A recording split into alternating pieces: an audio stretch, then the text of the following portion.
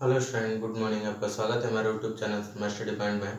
और इस वीडियो में यहाँ पर बताएंगे आपके लिए, यहाँ पर क्लास 10th की एक्सरसाइज 6.3 है। तो यहाँ पर मैंने आपके लिए पिछली वीडियो में पहला क्वेश्चन बता दिया है। अब यहाँ पर आपके लिए हम दूसरा प्रश्न और तीसरा प्रश्न बताएंगे इस वीडियो में। तो यहाँ पर देखिए दूसरा प्रश्न क्या है। दूसरा प्रश्न ये है, एक चित्र दिया गया है आपके लिए, यहाँ पर इस तरीके से चित्र बना हुआ है। आप देख सकते हैं यहाँ पर ए बी जो है और यहाँ पर ये लाइन है ए बी, ठीक है, ए बी बिंदु है इसके। और इसी तरीके से हम इसको मान सकते हैं सी और डी, ये मान लीजिए, क्योंकि हमें यहाँ पर एक सी डी ओ दिया गया है, सी डी ओ ये वाला एंगल 70 डिग्री दिया गया है, और बी ओ सी यानी बी ओ और सी ये वाला 125 डिग्री दिया गया है। अब आपको ये बताना है कि यहाँ पर एंगल डी ओ सी कितना हुआ। देखिए डी ओ सी की अगर बात करें, डी ओ ये वाला और सी ये वाला, आपको एंगल यहाँ पर ज्ञात करना है, ये वाला डी ओ सी, ठीक है। तो डी ओ सी ज्ञात करने के लिए सबसे पहले हमें ये वाला एंगल ज्ञात करना पड़ेगा। तो देखो यहाँ पर इसको मैं x मान लेता हूँ, इसको मैंने x मान लिया, यानी एंगल हमने d हम यहाँ पर लिख लेंगे, माना एंगल DOC बराबर x। हमने DOC को x मान लिया, ध्यान से सुनना, हमने DOC को x मान लिया, x एंगल मान लिया, यहाँ पर x है ये, ठीक है। अब अगर x है तो यहां से यहां तक की जो दूरी होगी इसकी, यहां से यहां तक जो एंगल का सम होगा वो 180 डिग्री होगा। क्यों? क्योंकि ये रेखीय कोण है। तो आप लिख सकते हैं यहाँ पर 125 डिग्री प्लस ये एंगल x इक्वल टू कितना होगा, 180 डिग्री होगा। क्यों होगा? क्योंकि हम यहाँ पर लिख सकते हैं ये रेखीय कोण, क्या है, रेखीय कोण है, ठीक है। ये रेखीय कोण है, इसलिए हम इसको लिख सकते हैं कि इसका जो x के साथ 125 डिग्री का जो सम होगा वो 180 डिग्री होगा, क्योंकि लीनियर कोण है।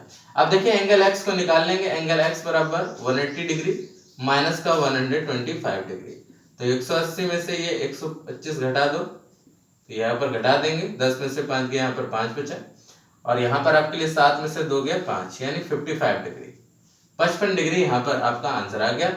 x का मान यानी DOC बराबर आ गया यहाँ पर 55 डिग्री, 55 डिग्री यहाँ पर आपका आंसर होगा। देखिए ये पहला आंसर निकला। अब हमें दूसरा एंगल क्या निकालना है, DCO। देखिए ध्यान से, DCO, ये D, ये C, ये O।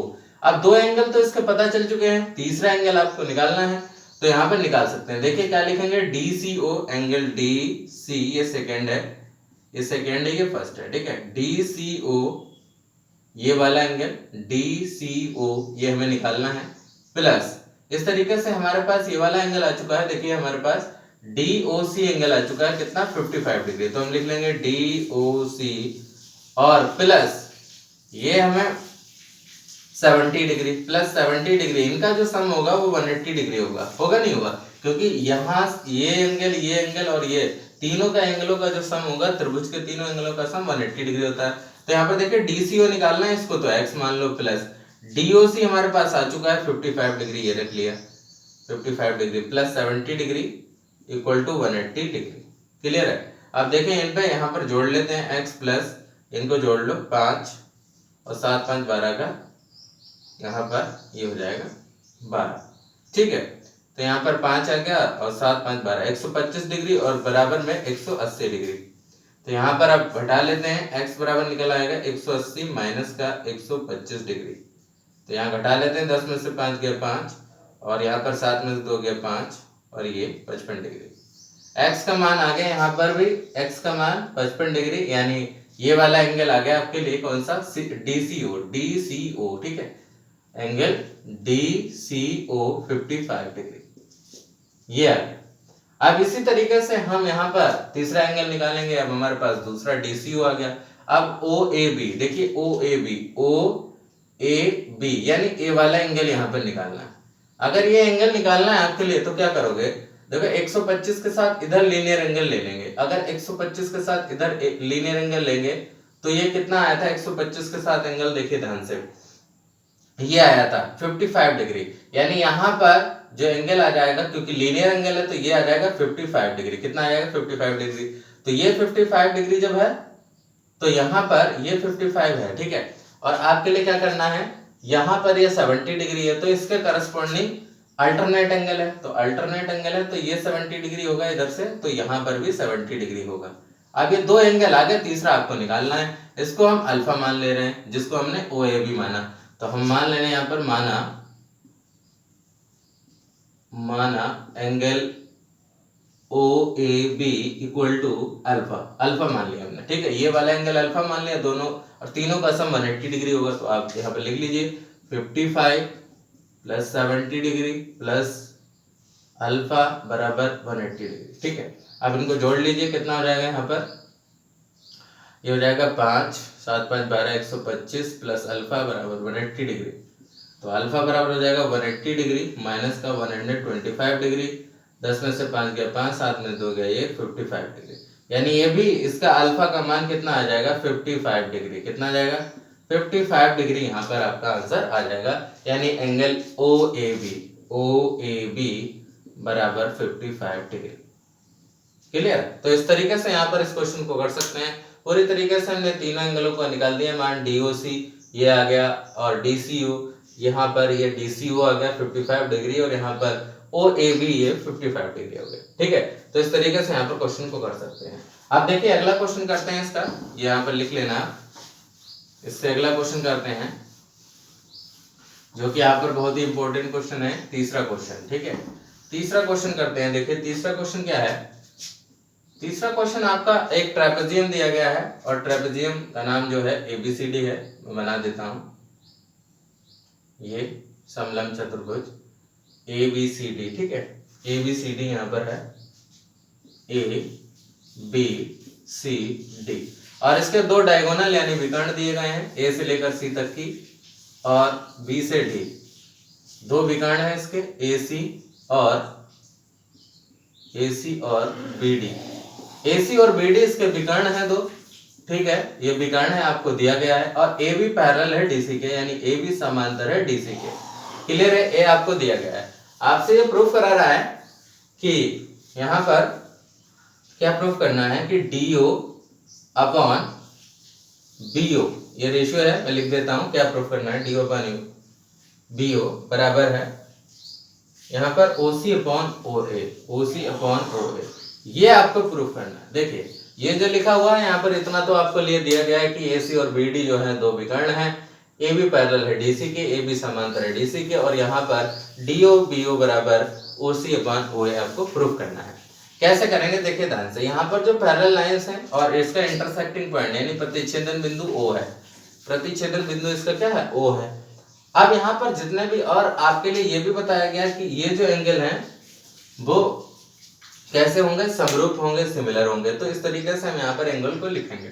देखिए इसमें कौन कौन से एंगल बराबर होंगे। अगर ये इंटरसेक्टिंग पॉइंट है, देखिए ध्यान से, ये इंटरसेक्टिंग अगर पॉइंट है तो जाहिर सी बात है इसके वर्टिकली अपोजिट एंगल बराबर होंगे। वर्टिकली अपोजिट एंगल मतलब यहाँ पर शीर्षाभिमुख कोण कहते हैं। तो ये आमने सामने जब भी दो लाइन इंटरसेक्ट करती हैं किसी भी बिंदु पर, उनके जो सामने सामने एंगल बनेंगे वो बराबर होंगे। क्लियर है। वर्टिकली अपोजिट एंगल इनके बराबर होंगे। तो इस तरीके से यहाँ पर भी हम इनको लिखेंगे। देखिए कौन कौन से एंगल बराबर होंगे।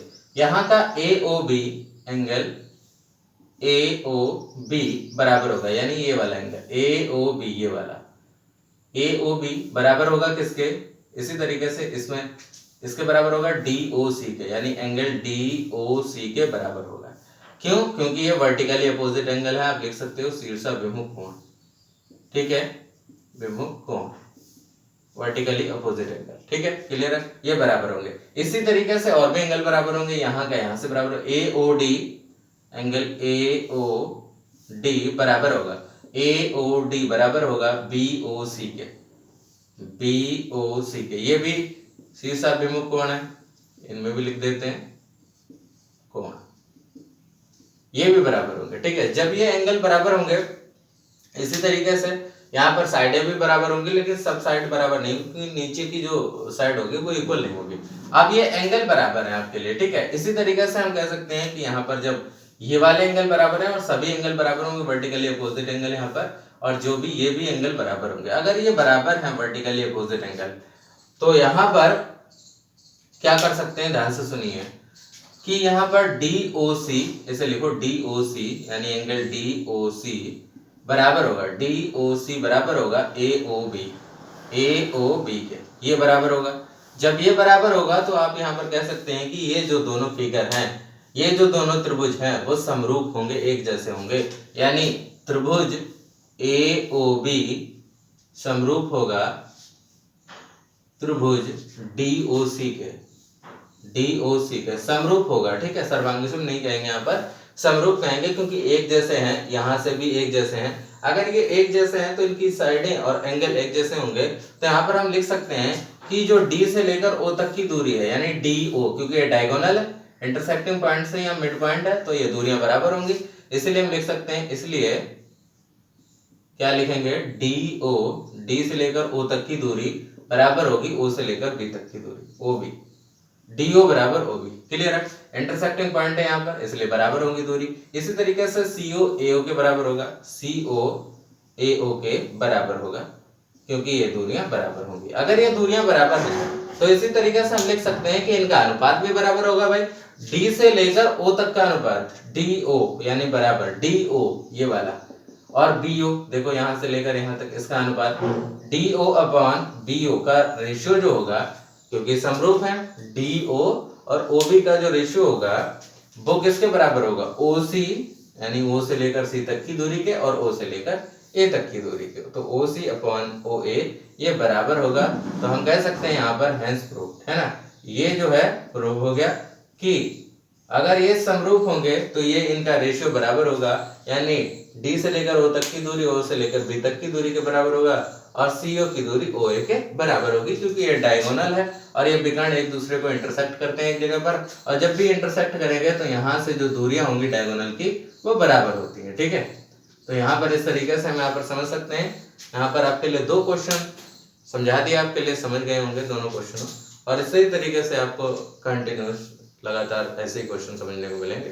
Thank you for watching this video.